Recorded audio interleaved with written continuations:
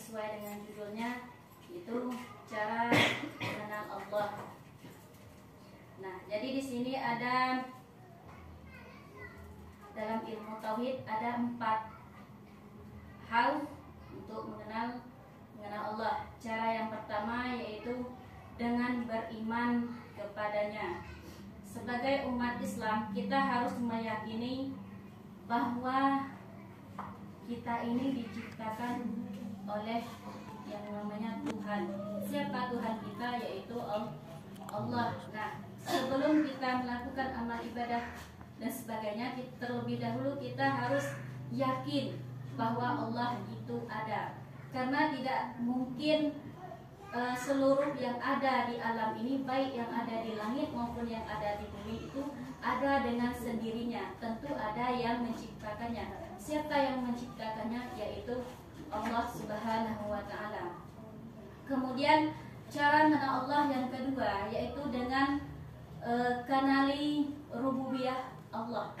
Apa itu rububiyah Allah? Rububiyah Allah adalah dengan meyakini bahwa Allah itu yang maha pencipta, Allah itu yang maha mengetahui, yang menguasai. Kemudian Allah itu yang maha mengatur. Jadi kita harus yakin bahwa semua yang ada itu diatur, diciptakan oleh Allah. Kemudian yang menguasainya hanya Allah. Kemudian yang mengatur semuanya itu adalah Allah. Kemudian cara mengenal Allah yang ketiga yaitu dengan cara kenali uluhiyah Allah. Uluhiyah Allah itu adalah mengesahkan Allah dengan meyakini bahwa Allah lah yang patut disembah. Jadi ketika kita beribadah, menyembah itu hanyalah yang patut disembah satu-satunya adalah Allah Subhanahu wa Ta'ala.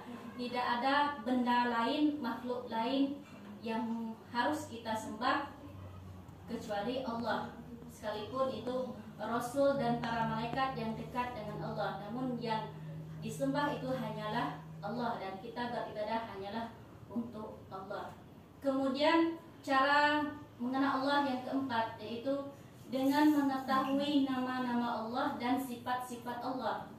Nama-nama Allah itu adalah yang biasa kita kenal adalah Asmaul Husna. Nama-nama yang baik itu berjumlah 99.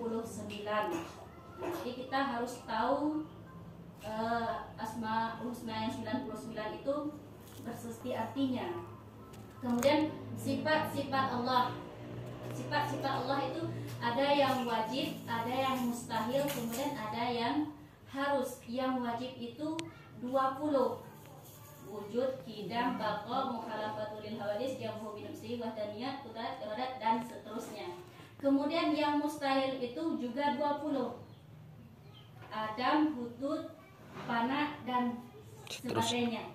Kemudian yang harus itu ada 1, yaitu fi'lul mumkinin. Nah, jadi kita harus tahu nama-nama Allah, kemudian sifat-sifat Allah.